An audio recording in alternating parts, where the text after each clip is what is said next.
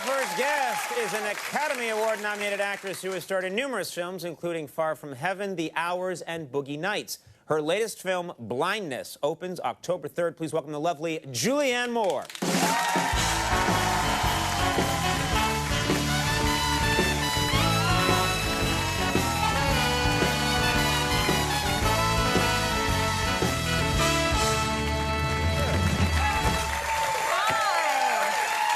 How are you? I'm all right. How are you? Don't adjust your sets at home. This is our skin tone here. Am I flaring the lens No. again? I always feel like families here. Yeah, I we know. have the exact same, the freckles, the everything. That's right. That's yeah. a match. Well, you look like beautiful. It's like salt and pepper. Yes, Yeah. yes. Well, you look very nice. Thank you. For being that. here. No, it's my You know, pleasure. you've been on the show a bunch of times. I've run into you On at the different street, places on the parties, street. stuff I've like followed that. you. Yeah. I call you a lot. Get away from me. But Yeah. you seem, and I think it's true. You're very down to earth. You're very real. Well, thanks. And it occurred to me today that you come on a show like this, Yeah. and you probably have to do a lot of press for this movie, Blindness. I've been doing it for a long time. Yeah. Are you comfortable talking about yourself? Some celebrities are a little too comfortable. Right. Do you have a problem with it? I don't mind as long as people are asking about things that have actually happened to me that are actually factual. Really? Is that a problem? Well, I've had this problem with, there are these sites, you know, IMDb and Wikipedia. Yes. And the problem is that people now think that they're fact, that it's truth, when it isn't. It's just people can post stuff on these sites, and then they can. So journalists will say to me, for example, I'll be in the middle of an interview, and they'll say, "So, you've been married 3 times." And I'm like, no, honestly, no, I haven't. I haven't been married 3 times. Why would you think I've been married 3 times? It's on the internet. I'm like, really? And so, you know, if you go on Wikipedia and IMDb, there's this person on it that claims to have been married to me from 1983 to 1985, and I was not. Was not married. Are you sure? From 1983 to 1985. Who is this guy? What's his name? Sundar Chakravarthi.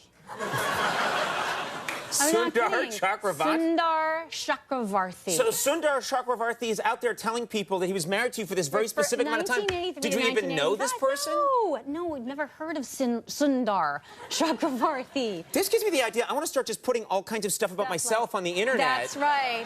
Arrested for being too sexy in 1988. You know? Woo! Yes, sir, please. And it's truth. And then on the internet, then it's truth. That's wow, it. That's yeah. so strange. So Sundar and I, like that. Yeah.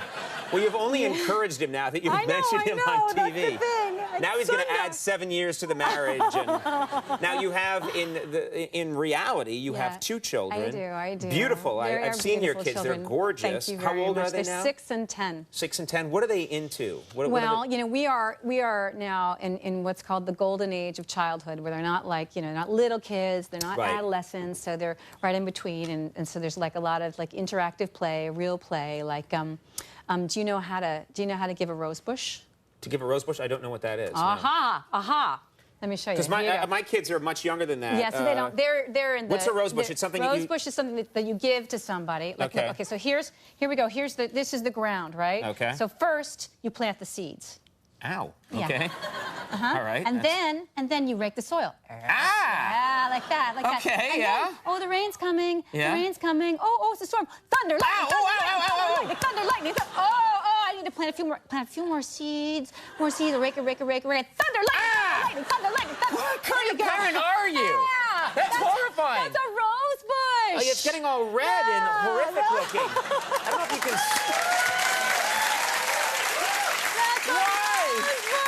Why? Yeah. So that's the kind of thing I hear in the back of the car. Like, just, you know, driving along, and you hear thunder, lightning, thunder, lightning, thunder, lightning. You're like, stop it. My dad used to do that to me, called it boulder storm. Bam, bam, ow!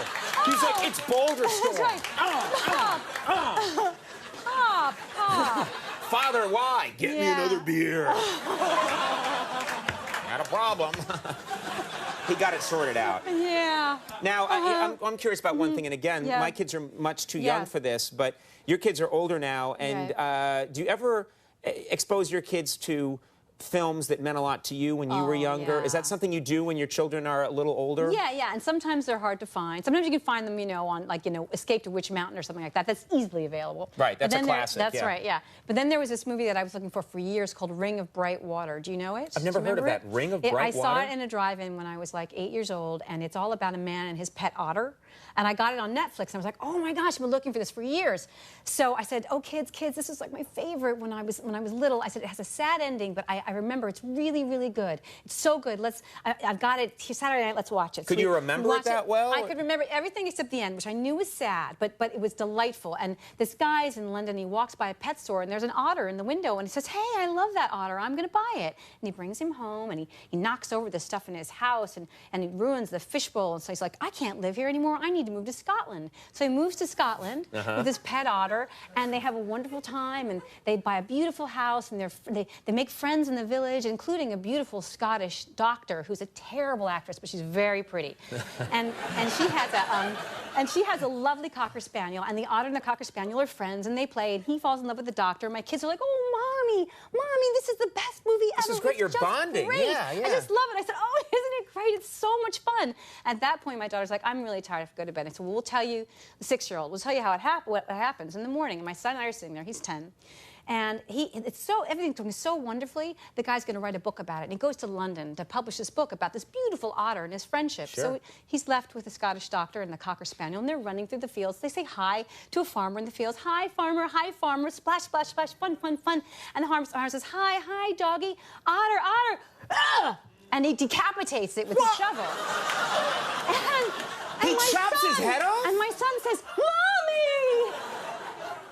And I said, I knew it was sad. You didn't remember that? I remember why. Clearly, I had blocked it out. Then you're like, let's watch the movie Let's Carrie. watch it. I remember know. something happens in the end, but I don't remember what. Yeah. Oh my God! So I know. I hope you made up something for your daughter. I said, oh, the otter ran away. But he was very happy. He was so happy. Yeah, that's good. Yeah. Don't tell her about a flying otter head. Well, the other thing, the guy, too, when he decapitated the otter, he just looked up and he goes, I thought it was just an otter. I mean, like, that doesn't make any sense. Yeah. I've never heard of this movie. It was a pet otter. Right. I have to see this movie now. I'm obsessed with that. Ring of Bright Water. Yeah, all right. Let's plug that movie instead. Yeah. Check it out.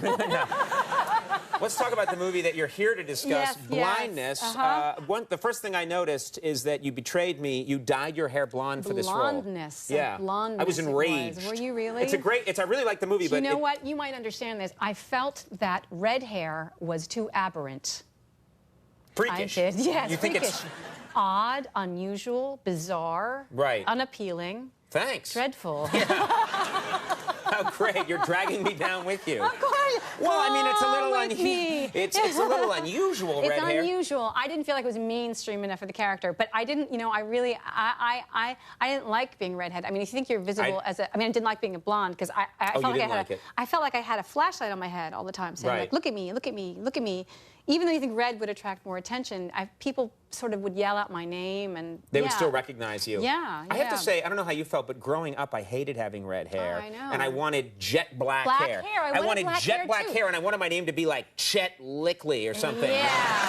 I wanted my name. Chet Lickley. I'm sorry. How did I say that? I wanted my name to be black, my hair to be black, black, black, and my name to be Lauren. Right. Lauren and Chet. We would have really cut it.